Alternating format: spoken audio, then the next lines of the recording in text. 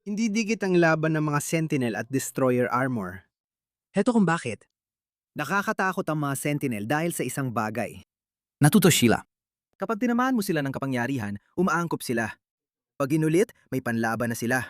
Sa dulo ng laban, kadalasan silang binabago para patayin ang sinumang nasa harap nila. Para sa mga mutant, nagiging banta sila na parang magdudulot ng pagkalipol. Heto ang problema. Ang tagawasak ay hindi isang mutant. Hindi ito mandirigma, kundi isang tungkulin lang. Kailangan ng mga sentinel ng datos ng oras at paulit-ulit na pagharap para maanalisa ang pattern, energy signature at kahinaan. Bumagsak ang buong sistemang yon kapag ang kalaban nila ay hindi gumagamit ng kapangyarihang kaya nilang tukuyin. Walang kapangyarihan ng destroyer na pwedeng pag-aralan. Mayroon itong makalangit na lakas. Ang baluting ito ay nilikha ng mga Diyos para pumatay ng Diyos. Hindi para pabagalin o kontrahin sila, kundi patayin talaga sila. Hindi ito nagbabago habang lumalaban dahil hindi naman kailangan. Mas mataas na ang normal itong lakas kaysa sa Sentinel. Iyan ang pangunahing pagkakaiba.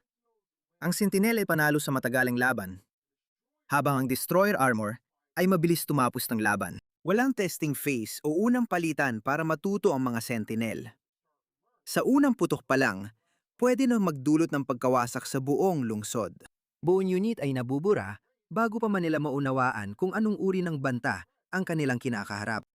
Mahalaga lang ang pag-aangkop kung mabubuhay ka sa unang tama. Ang baluti ng destroyer ay hindi dahan-dahang umuubos, hindi sumusubok o nag-aatubili.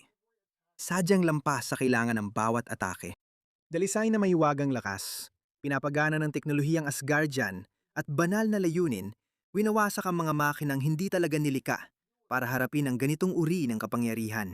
Kayang mag-adapt ng mga sentinel sa init, puwersa, enerhiya at mutasyon.